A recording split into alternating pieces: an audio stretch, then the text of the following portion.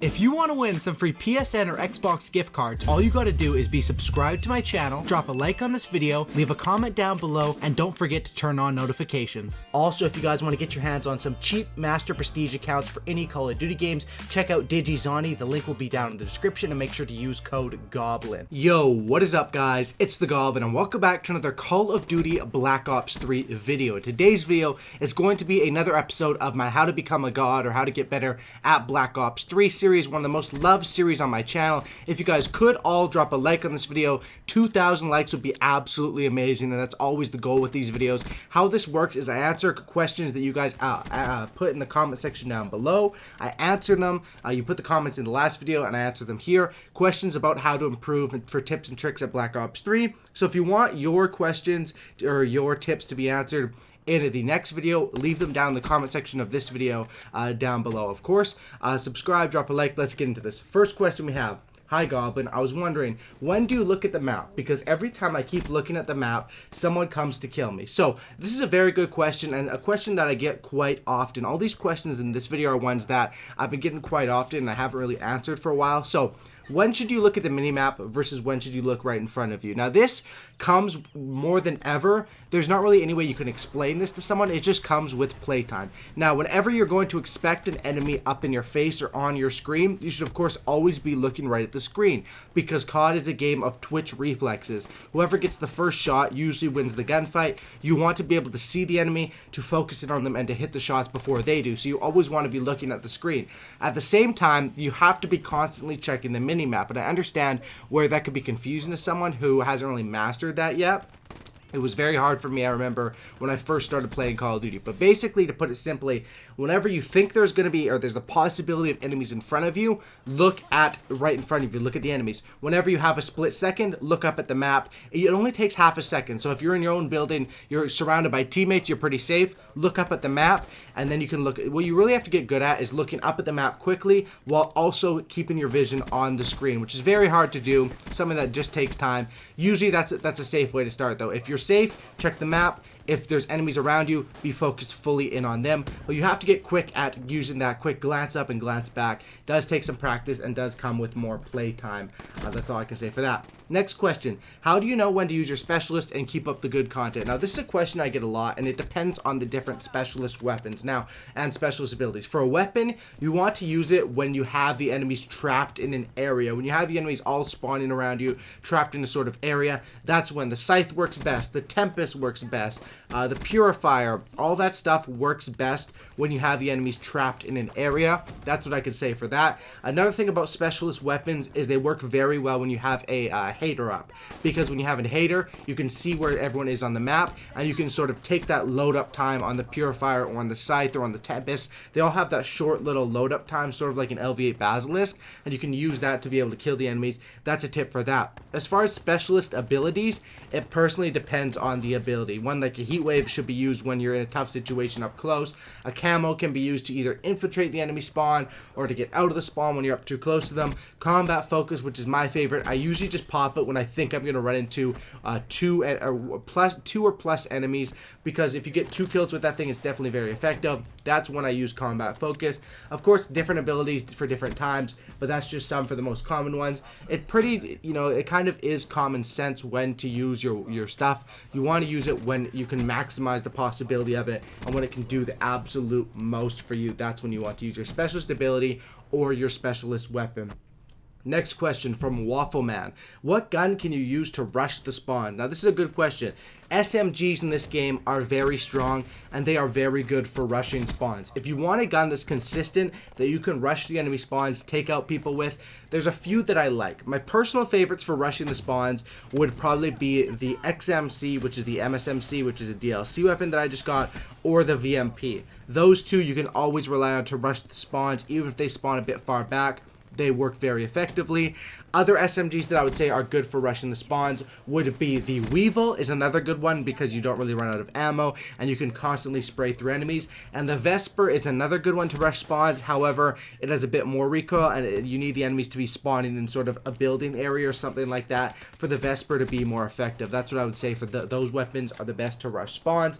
More tips on how to rush the spawns is you want to go into the spawns, but you don't want to go so deep where the spawn systems will flip. So that's kind of like on Nuketown, I usually push out to the back of the building. I'll leave the building and get some kills, and then I'll run back into the building because I want the enemies to end up spawning there again. There's that fine line. I found this a lot with playing the World War II beta, and especially when you play with friends. It's really tough playing with good player friends on domination, because if you guys both push the spawns, they'll flip and you'll end up just sort of be running a marathon back to A-Dom, to C-Dom, to A-Dom, to C-Dom. So when you're rushing the spawns effectively, you want to be up in their spawns as far as you can, where number one, you don't get overrun by enemies and die and lose your streak, because that can absolutely suck. Number two, you don't want them to spawn behind you, and that kind of goes in with number two, is you don't want to push their spawns so they flip, because if they do flip spawns, they'll spawn behind you. You'll kind of be in a tough situation, and that can really suck and can really counter you and end up, you know, making you lose a gunfight there or lose your streak. Next question.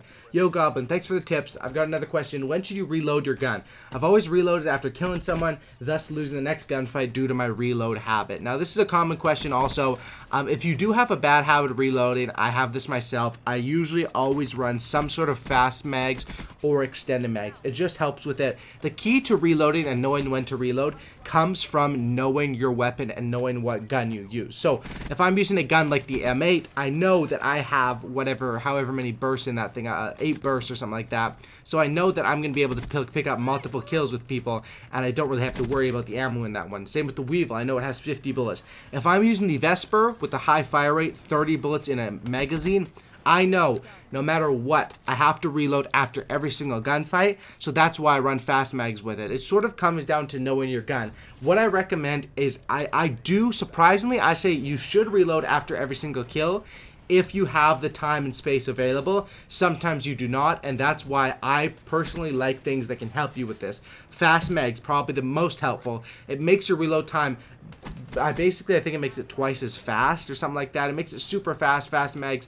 Extended mags makes your reload time a bit slower, but gives you those extra magazines. So if you're someone that doesn't like to reload as often, you like to get a couple kills out of each magazine, I would recommend running extended mags. If you're someone like me, kill, reload, kind of the ADD habit, I would like to run fast mags.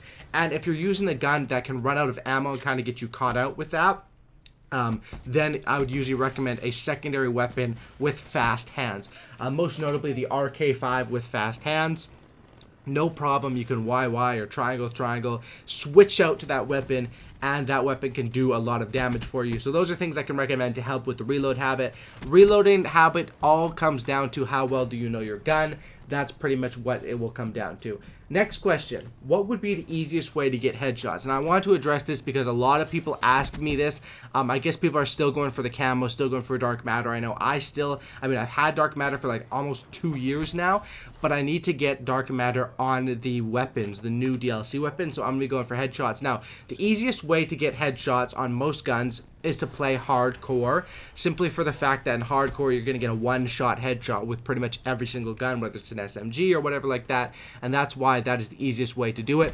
Hardcore free-for-all, or even normal free-for-all, is pretty effective as well, because you can catch so many enemies looking the other way, where then you can just shoot them in the head. You can run some concussions as well. Now this is like the number one class up for headshots. You want to play either hardcore free-for-all or normal free-for-all. You want to run 2 stun grenades, 2 concussions, and a heat wave. And what you want to do is whenever you see an enemy, throw the concussion, stun them, time your shot, aim it right at their dome piece, boom, a nice little 1 or 2 tap, and get a headshot off that. Same goes for the heat wave. If you see an enemy, you can use the heat wave to heat wave them, and then you sort of have a couple seconds there to line up your headshot. I definitely think free-for-all is the best, simply because in TDM versus TDM or team versus team game modes, you're running head first into the enemies, and when you're running head first into the enemies, you sort of just have to spray them down the body. You don't get that time to line up your shot. However, in free-for-all, you can be spawning, and an enemy spawned on the side of you and is just running right in front of you, and it's just easy headshots. Definitely the best way to get headshots is playing free-for-all.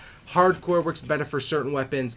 Core works better for certain weapons, plus core is just easier because you have the minimap and all that. It all depends, but those are definitely the 2 best game modes to do it on if you guys still are going for dark matter or headshots. Now, hopefully you guys did enjoy this video. A lot of different tips here, from beginner to more medium advanced tips on this video. Let me know, guys. I need a lot of comments on this video. Let me know, what questions you guys have. Give me some more unique questions I want to answer in my next video. I want you guys to tell me what you're struggling with on Black Ops 3 and what tips could help make you a better player and other stuff like that. So drop a like on this thing if you made it to the end of the video. I'd really appreciate 2,000 likes. Would be absolutely amazing. Also, go down to the comment section down below, leave that comment for me. I would really truly appreciate that. And I spend a lot of time looking through the comment section to try to find unique questions. So if you have some sort of a question that is very good, or if you even see someone else with a question that you would also like to get answered, thumbs up their comment. By thumbsing up other people's comments, I can sort of see what you guys want me to answer. So thanks a lot, guys. Drop a like, sub for cookie, and don't lookie. And I'm out. Peace. Have a great night, guys.